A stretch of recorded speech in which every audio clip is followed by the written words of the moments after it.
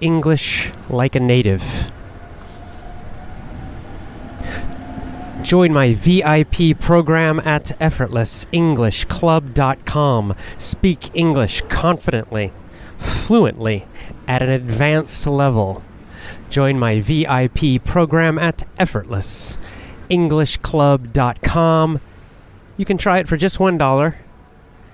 effortlessenglishclub.com.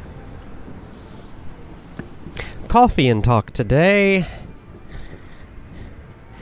Beautiful day in Japan. Beautiful day. Summer day. 79 degrees Fahrenheit. I'm going to teach you about Fahrenheit today. Most of the world, for temperature, uses Celsius. So you probably know Celsius. And so I know that it can be hard when you're hearing the other system, because you know in Celsius, you know what temperature means hot. You know 40 is really hot, and 30's warm, and 20s is getting cooler, and teens is cool, and under 10 is starting to get chilly and cold. But Fahrenheit, when you hear Fahrenheit, maybe you visit the United States, and the temperatures are listed in Fahrenheit, and you're doing your research, and you see, in San Francisco, it's going to be 60 degrees. Is that warm? Is that hot? Is that cold? What is that? I'll teach you an easy way to remember this. I'm only going to teach you some of it right now because it's summer, so I'll teach you the summer temperatures right now, and then I'll teach you winter temperatures later. So here's my easy guide to Fahrenheit temperatures. Fahrenheit temperatures in the normal range, in the usual range, is 0 to 100. 0 to 100. Now, when it's really cold, they can go negative, below 0. That's very cold. And in a few places, it can go over 100, which is very, very hot. But those are both very unusual. So only in the hottest places will the temperature go over 100, and only in the coldest places will it go below 0, or at the coldest times. Normal summertime temperatures in the United States are usually between 60 to just under 100, high 90s. So let's talk about this. Let's just go through them. 60s. Anything in the 60s, any temperature in the 60s, 61, 65, 68 degrees is what I would call cool. Cool. It's not hot, not warm, cool. Temperatures in the 60s, you probably need a light jacket. Like a light jacket, a long sleeve shirt. It's not cold. You're still going to be comfortable, but probably long pants, maybe some jeans or long pants. Truck going by. So maybe some long pants, long sleeve shirt, and a light jacket in the 60s. So 60s equals cool weather, cool weather. Now you think, well, so there's some places at night in the summer, it might get into the 60s, might drop down to the 60s in the evening. So you might need to wear a light jacket. Up in the northern states, far north. The other place you might get these temperatures are on the West Coast. The West Coast, some of the cities on the West Coast of the United States have their own kind of strange weather, strange climate. It's different than the rest of the country. San Francisco, for example. People are often surprised when they visit San Francisco that it gets kind of chilly, a little cool. Especially they're surprised when they visit in the middle of the summer and they imagine Los Angeles weather. It's what they see on TV, which can be very hot in the summer. And they get to San Francisco and suddenly the fog comes from the ocean and it drops down to 60, 61 degrees, and they have shorts and a t-shirt, and they get cold. So, Seattle, Portland, San Francisco, these can get down into the 60s in the summertime, especially with fog from the ocean. 60s, cool weather. Next, the 70s. Temperatures in the 70s. Now, the 70s for a lot of people would be the perfect temperature. 70 is just the 70s, 74, 75 degrees, for example, is kind of the perfect temperature for most people, for human beings, probably. Okay, so this is warm, but not too warm, right? A little bit cool and a little bit warm, just perfect. With temperatures in the 70s, you can wear shorts and a t-shirt or, a short sleeve shirt, but you're not hot. It's really nice. 70s kind of perfect weather. In the winter in Hawaii, for example, you get a lot of temperatures in the 70s. In fact, Hawaii really has perfect weather all year. Hawaiian weather is in the 60s Hawaii weather is in the 70s and the 80s. Basically all year. Perfect. So 70s we would call pleasant, perfect, a little warm, a tiny bit cool, just right.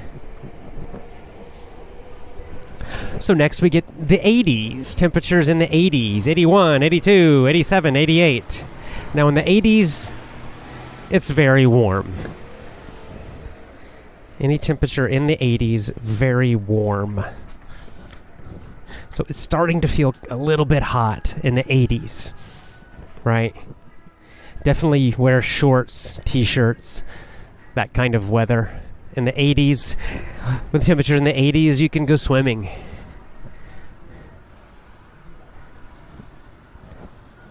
But it's also pleasant. To most temperatures in the 80s, it's still not like, super hot. It's not like Florida in the summer or Georgia in the summer. You're probably, it still feels pretty pleasant, right? So 70s and 80s are really that perfect weather spot. 70s a little cooler, really perfect. 80s starting to get kind of warm, but it's not terrible.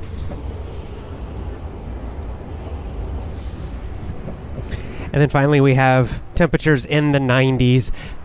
Anything above 90 is hot. 90 degrees and higher is hot weather, hot summer weather. You will be sweating. Don't wear heavy clothes.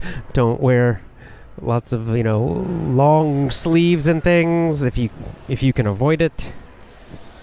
90s, that's hot weather. And especially if it's humid at the same time, if the air's kind of wet. 90s plus high humidity. Oh, that's Georgia, by the way, where I'm from. Georgia summers, hot and humid.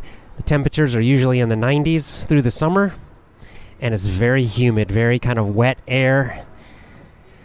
Whew, that combination. Now, I like it. I'm used to it. Oh, hello. Hello. Konnichiwa. Thank you.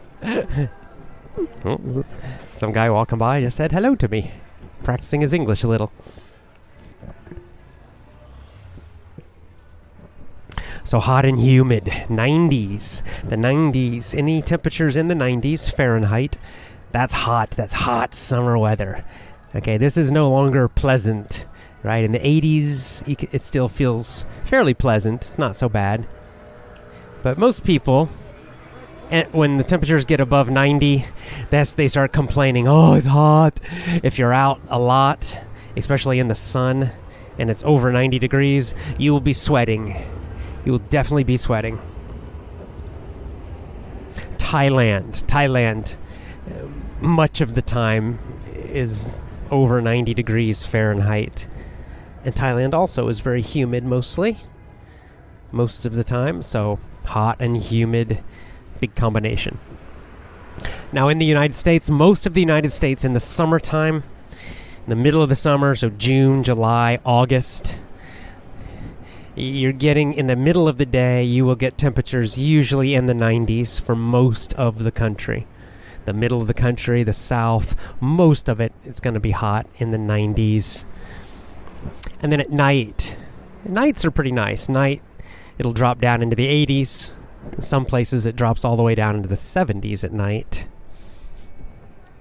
in the hot middle of the summer. So there you go. There's your temperature guide to the American temperature system using Fahrenheit. So right now in Japan, by the way, I think it's 79 degrees today. 79. So that's right in that perfect zone. I'm wearing shorts. I'm not sweating though. It's perfect. Clear sky, a few little white clouds. It's great.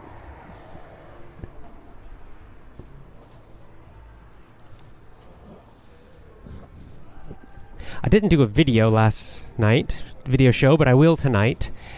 Be talking about kind of an important topic, actually. So I hope you enjoy it. And then, of course, Saturday, we have our book club. Book club on Saturday. Moving on to chapter 2 of Rich Dad, Poor Dad. Now, I want to give you like a big picture of financial freedom. It's something that Robert Kiyosaki talks about, many people talk about. And it's sort of a big strategy way to look at this. This is long term, okay? So this is takes several years for most people to do what I'm describing. But to really become financially free.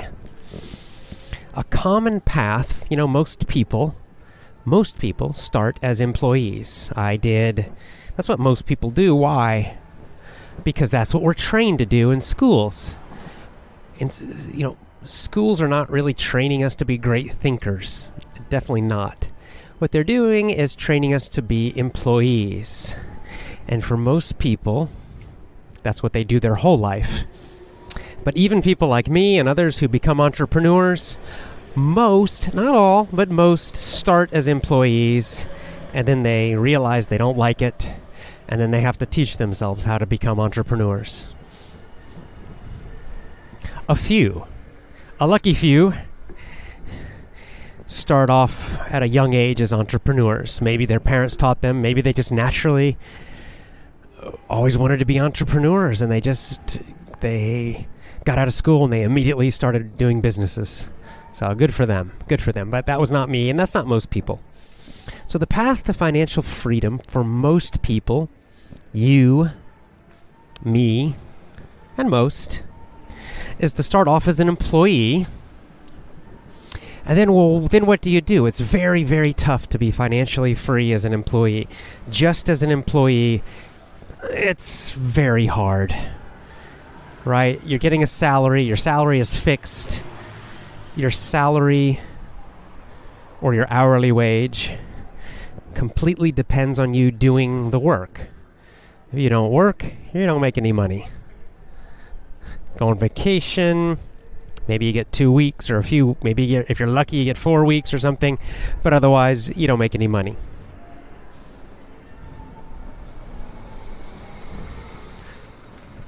So, to really be financially free, you've got to move into two things: businesses and investing.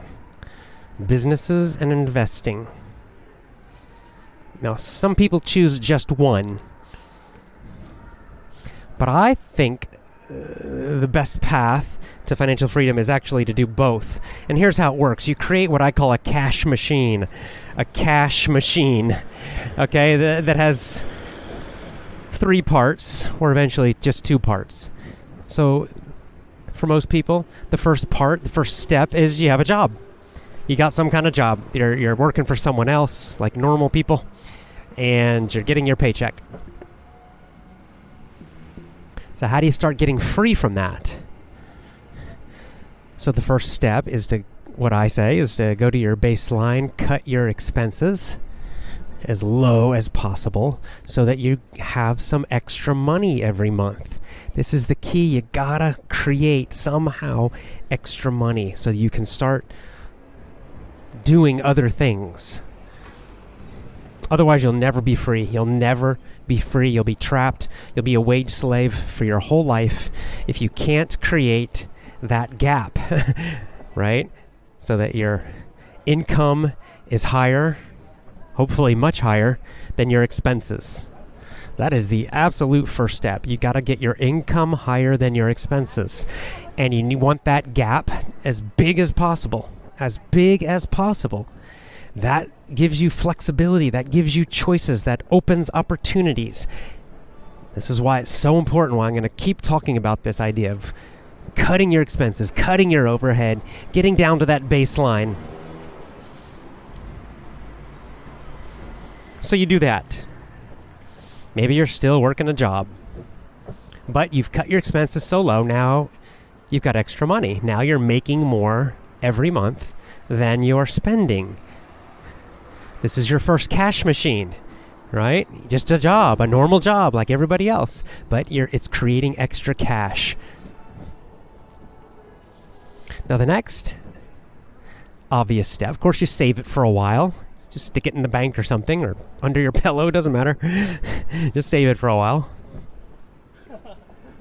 But then eventually, you want to use that cash, because now, like Robert Kiyosaki says, what the rich do is they make the money work for them. So you want to put that money to work. You want that money to start making even more money. You want that extra money to start working for you. And I think the best choice for most people is to use that money to start a business. It can be a side business. It can be a part-time business. It can be a freelancing business. You can still work your normal job in the beginning. But in addition, you get a little business going. It could be something very simple, like an eBay reselling business or something, or making something that you like making. It could be something connected to your job, your career, where you're consulting or doing freelance work or extra work on the side and making even more extra money. And that's the key thing. You get this business going, and in the beginning, maybe it's not making much money, but you keep going until you build that business up. So then the business starts making money also. Now you have your same money coming from your job, your paycheck, right? And you have some extra money from that. You take any extra money from the paycheck, your job, you put into your business. You start building your business up. Your business becomes more successful. It starts to create money now. Now you've got even more extra money over your expenses.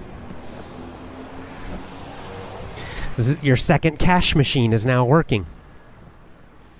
Now at this point, if your business really starts growing, you can quit your job and just focus on the business. Or you can just keep, if you want to keep the business small, if the business is creating some extra money but not enough for you to live on, or you could just keep working your job, keep doing the side business. But either way, you now have every month even more extra cash coming in. Every month, extra cash. You got a little bit of extra cash from your job, your paycheck, because your expenses are low. They're lower than your income. You put that into a business, which now starts making more money. So now you got even more extra money every month. What do? Go buy a expensive car? Go buy a big house? No, you do not. You now take that money and you create your third cash machine. Your third cash machine is investment. So now you're going to invest that money. Now, the first place to invest is in your own business. If you can invest in your own business to grow it even more, do that first, of course. But eventually, if you're lucky, if you do a good job, you'll get so much extra money from your business that you can't put it all back in the business, right? You're not able to do it. You got even more extra money, and you're like, oh, what do I do with this extra money now? It's just sitting in your bank account. This is when you need to either, you could open a second business if you want, or you could start learning investing. You could start investing to create the third cash machine. Now, there's different kinds of investing, right? You can invest in stocks and bonds. You can invest in real estate. And you can even create almost like a real estate business. You can invest in gold and silver. Now, this is a whole other skill, so you're going to have to learn this. You don't just jump in and start investing with no skill. You're going to have to learn and read. And again, just like with a business, you want to start small with low risk and learn how to cover your risk. I'm just starting to do this now. I have, up till now, I've always focused my money on putting it back into Effortless English. But now I've got a decent amount of extra money and I realize, well, I got to do something with it. It's just sitting there doing nothing. So now I've got to learn how to invest. I've done a little investing before with stocks and bonds. Not very successfully, I don't know, made a little bit, lost a little bit, but nothing much. So I realize it's a skill, and now I really need to start learning it. So I'm reading books, I'm enrolling in a training course, I'm starting to practice with small amounts of money. I realize I've got to do this so I can put my extra money to work, so that my extra money will be making even more money, create a third cash machine, an investment cash machine. And so now you can see how this works, right? You could have a job creating money with a little extra cash. You put that into your own business or businesses. Your business creates extra cash. You take that extra cash, which is even more, and you invest it. Then your investments create even more cash, extra cash. And of course, you take that extra cash from your investments and you put it back into even more investments. And in this way, it just keeps going up, up, up, up, up. That's the big picture. Simple. Now, it's not easy, of course, because there are a lot of skills to learn. This is the key thing, right? Business, running a business, lots and lots of skills to learn. Marketing, sales, whatever industry you're in, you got to know that. Some accounting, not too much with accounting, but you need the basics.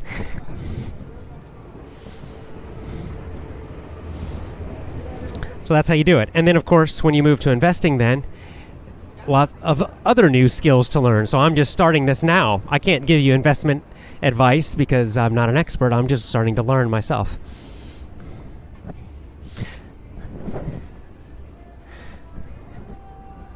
And each type of investment area, by the way, is a very different skill. So real estate investing is very, very different than stocks and bonds.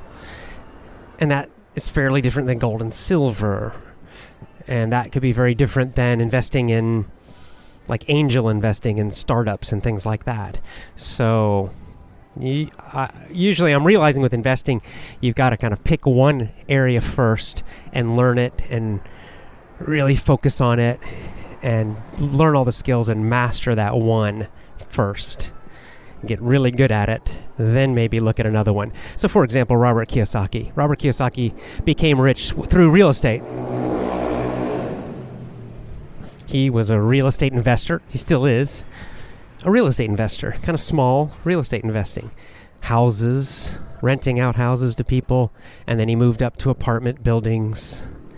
And that's kind of the heart of his business. And then, of course, he built a whole different business on teaching people about money through his book, Rich Dad, and he has a whole series of books.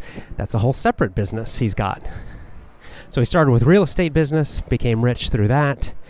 Then he has basically a publishing, consulting, teaching business, and he became even richer through that, right? He created a second cash engine. And then I know that he, from reading his books, he then finally started looking at stocks, bonds, and other types of investing to create yet another cash engine. So he's got all these cash engines that are all creating extra cash, and he puts the cash back into the investments and just keeps going up and up and up. This is the process. But you have to start where you are. So maybe you are at the point where you're just at the first step. You have a job, and you now need to create some kind of little business. You need to get down to your baseline so you have some extra money coming in, and you don't spend that extra money. You use that extra money to create your second cash engine, which is going to be some kind of small side business.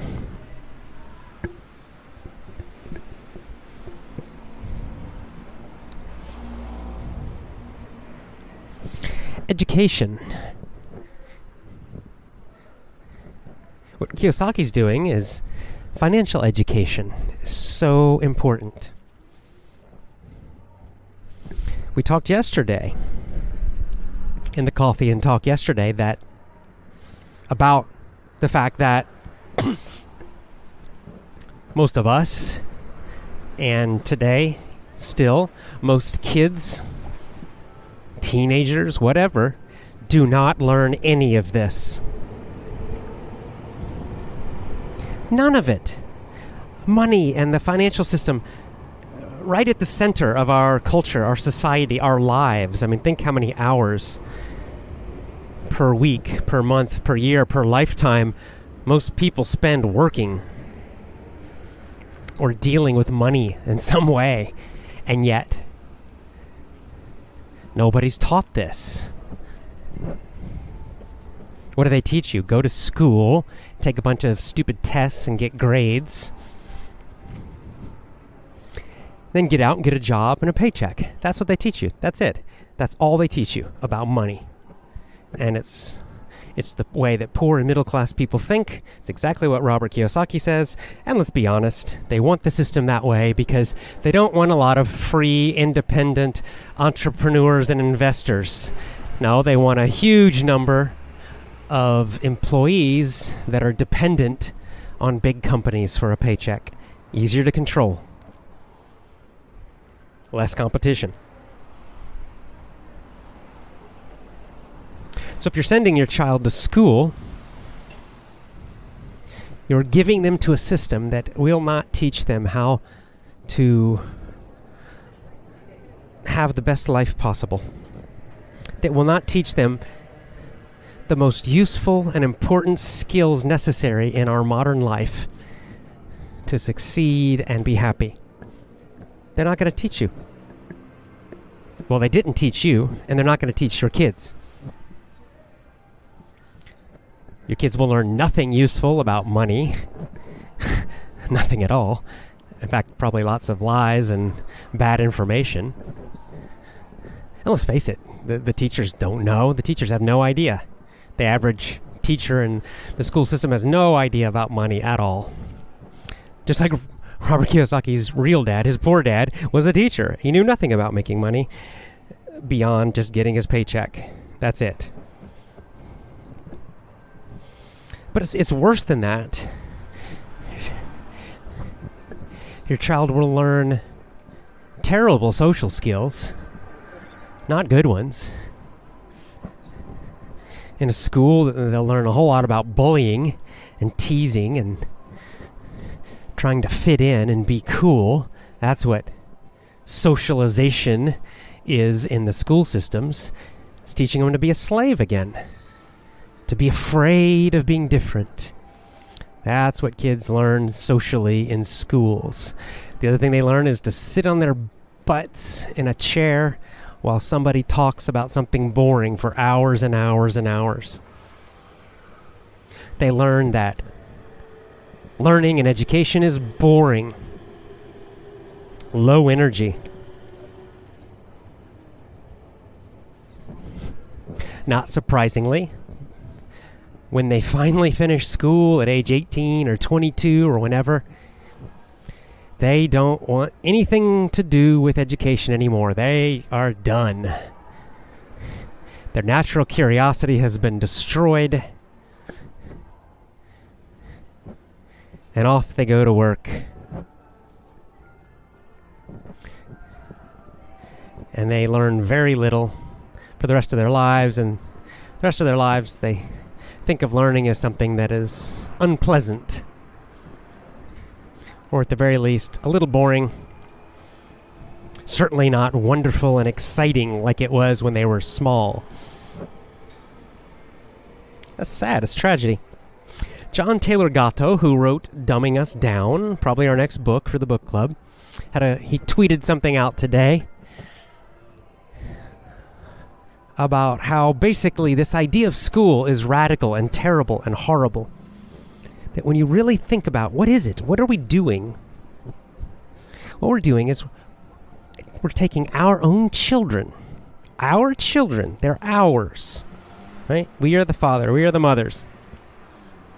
And instead of us taking care of them all day, instead of us teaching them what is important in life, instead of us teaching them our values and how to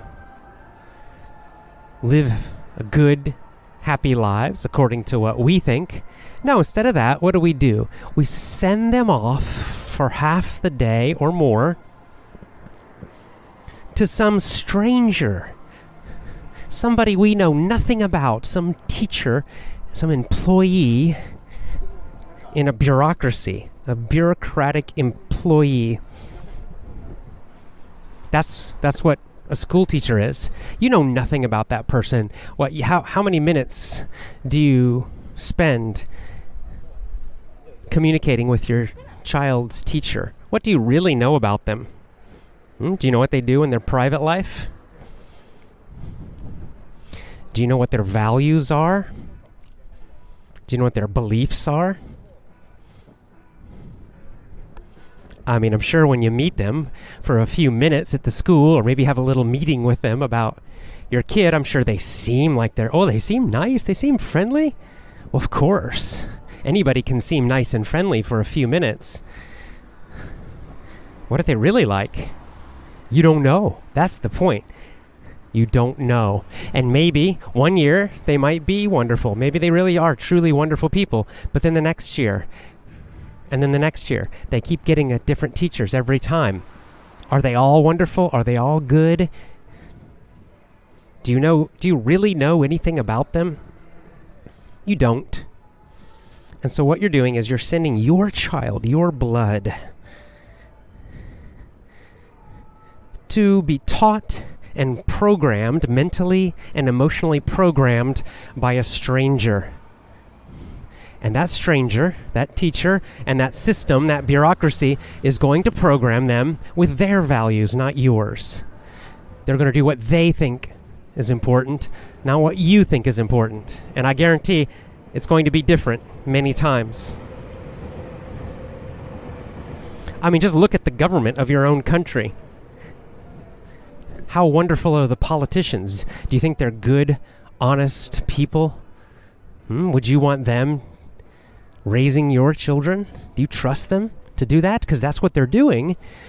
No, the politician is not the one in the classroom, but the politicians are the ones making all the rules that the teachers have to follow, and they do follow them. That's what school is, and John Taylor Gatto's right. It is a radical, horrible system. The fact that people don't even think about this, they just accept this as normal and okay, tells you how far we have come, how powerful the propaganda is. Just like Animal Farm. Just like Animal Farm.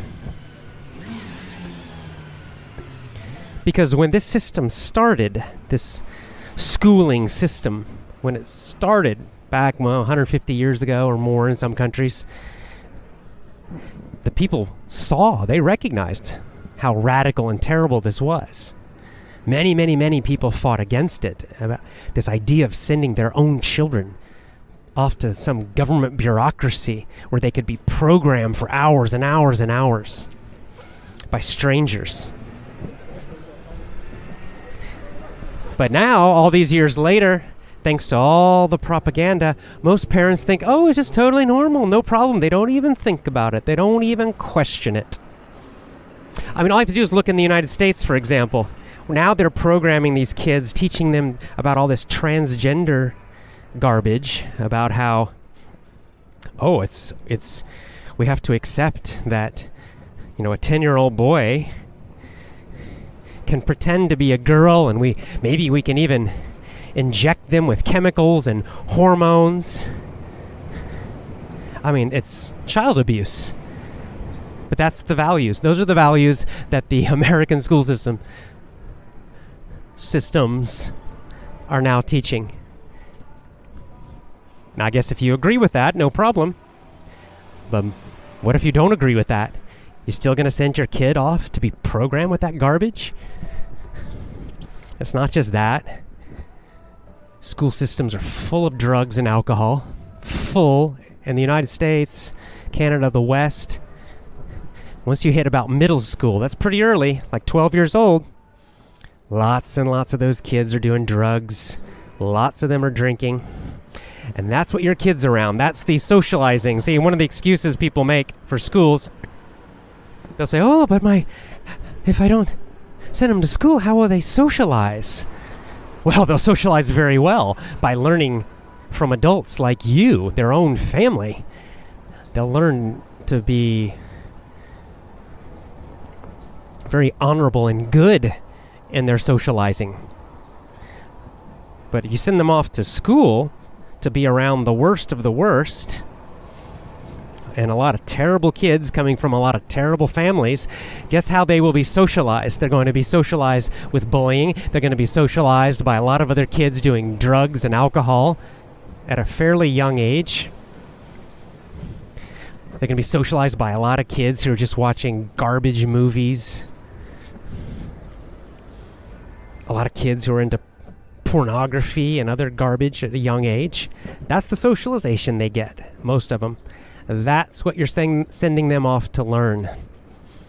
If you're lucky, they'll be strong. If you did a good job as a parent and you're lucky, both, your kid can still grow up to be okay, but you're taking a very big risk. And why?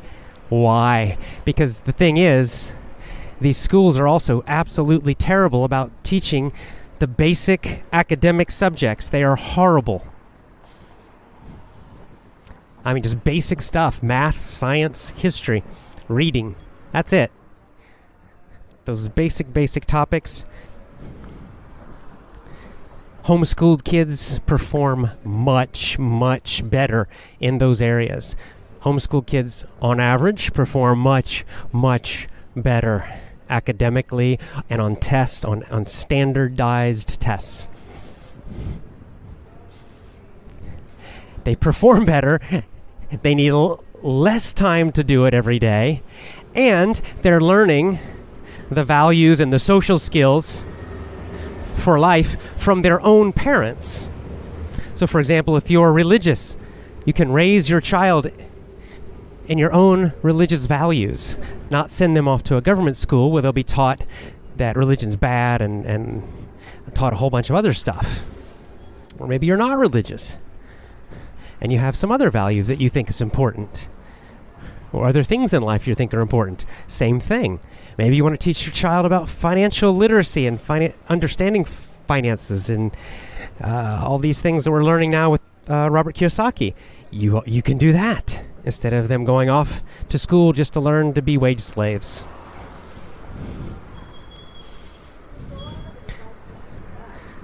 The government school systems, I believe, one of the greatest evils in the world today. Evil. I'm not using that word to exaggerate. I think truly evil. And just because the individual people can seem nice, most of the teachers seem like they're okay, they're nice people, but nice isn't enough. Nice does not mean good. I've had a whole VIP lesson about this recently. Nice just means friendly and pleasant, and usually nice also means just being obedient, following the rules, doing what you're told. A whole lot of nice people do terrible things, and they just say, well, I'm just doing what I'm told. I'm just, I have to do this. It's my job. They're nice, but they're doing evil things. Just like, these teachers that are pushing the transgender stuff on young kids. If you met them and talked to them in a restaurant or a cafe, you'd probably say, oh, they're so friendly, so nice. And yet they're doing something very evil.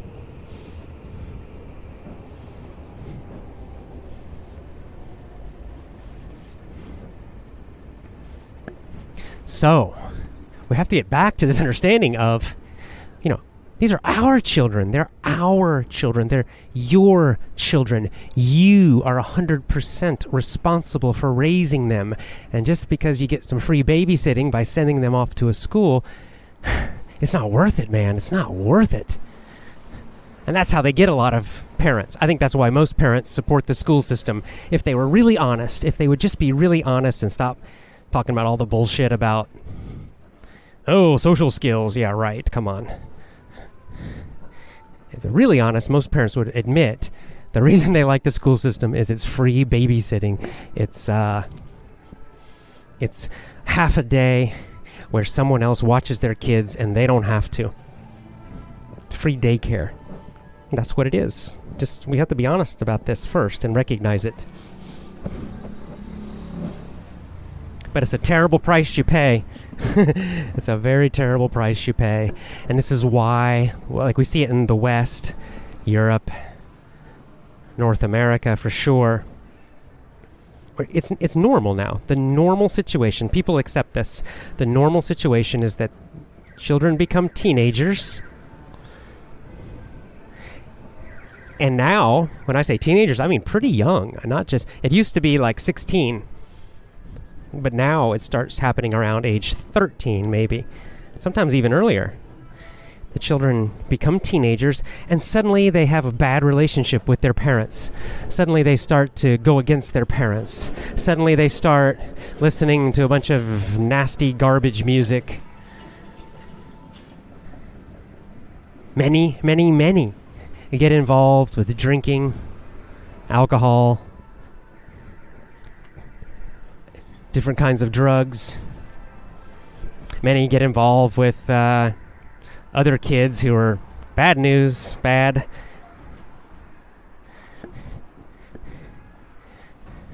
They get bad attitudes. They start acting angry and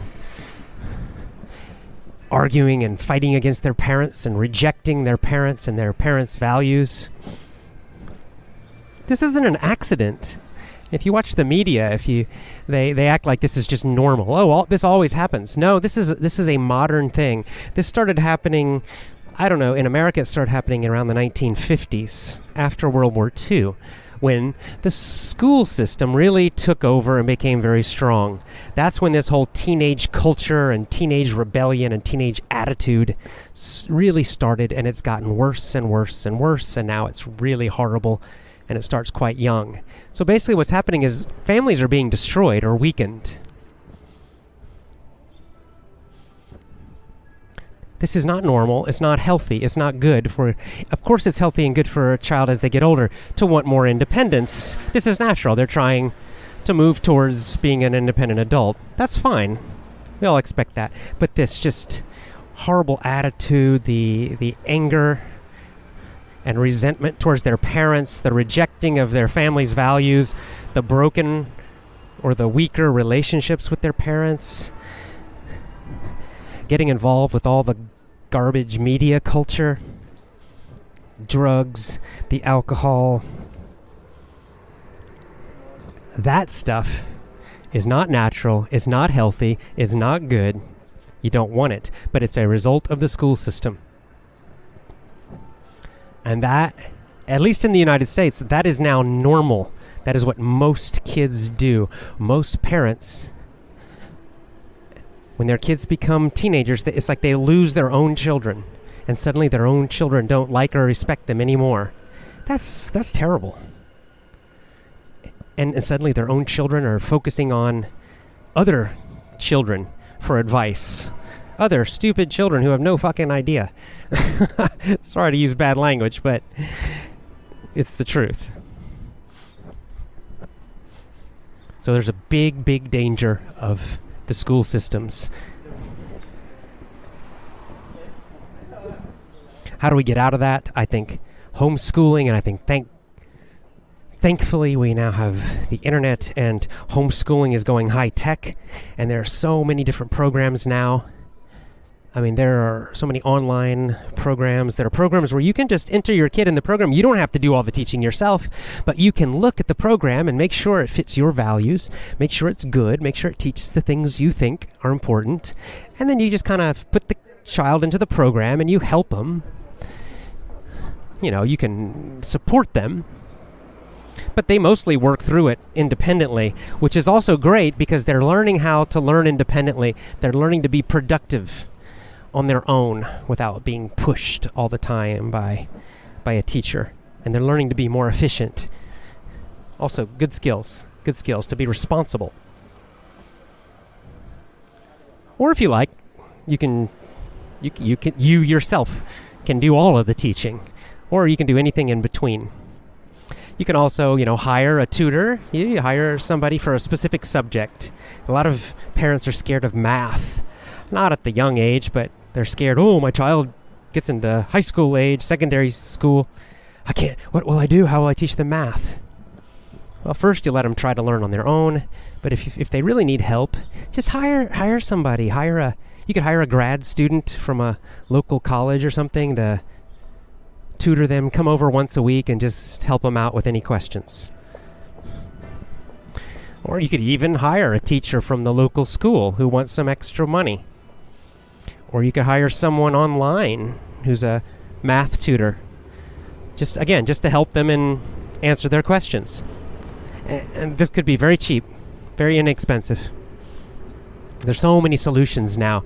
Again, just like with being an entrepreneur, you have to change your mindset, right? The school mindset is the employee mindset. It's being dependent. It's just waiting for the big expert, the big bureaucracy to tell you what to do and to give you what you're supposed to learn. The homeschooling mindset is the hunter mindset. You're hunting for opportunities for learning. You're hunting for opportunities for education. And when you change that mindset, you suddenly realize, oh my God, there are thousands and thousands and thousands of tremendous opportunities for independent learning for you as an adult, for your child of any age. So much out there now. Doesn't matter where you live. Doesn't matter how much money you make. Doesn't matter. There's so much. And it is much, much, much better than school. Just like once you really learn how to be an entrepreneur or an investor or both, you realize the potential is so much bigger than being just an employee.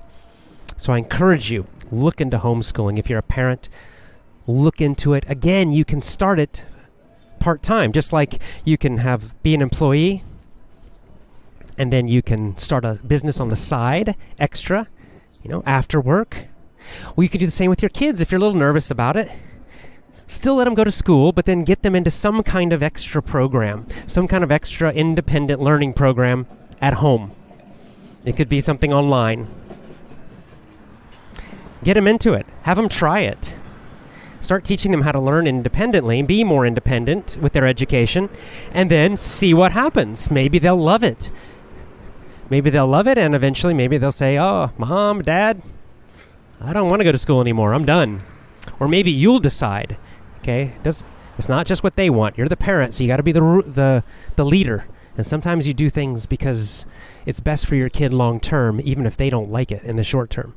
That's part of being a parent and a leader. It's just necessary. You got to make those hard decisions sometimes. So you might decide, wow, they're learning, they're doing so much better with the independent learning, with the homeschooling stuff.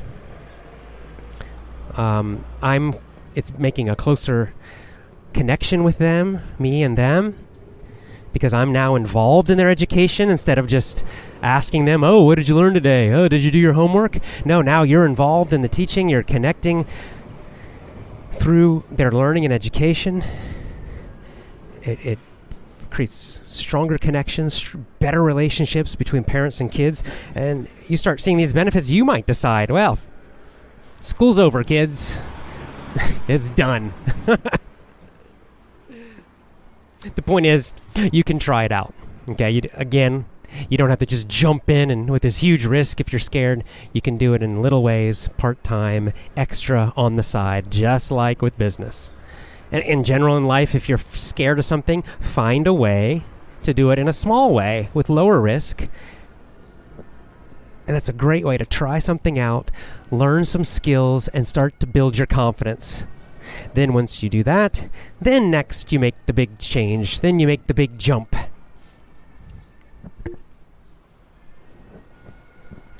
Good luck to you. This will transform. It will change your family and your life. This homeschooling. I mean, one of the key benefits that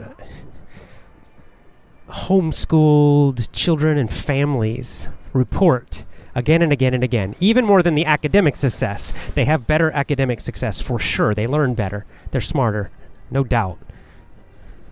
Not even close. But the other huge benefit that homeschooled families talk about is the family is stronger. There's just a much stronger connection, much closer relationships between the parents and the children, and especially as they get older. They don't report the same breaking of the relationship in the teenage years.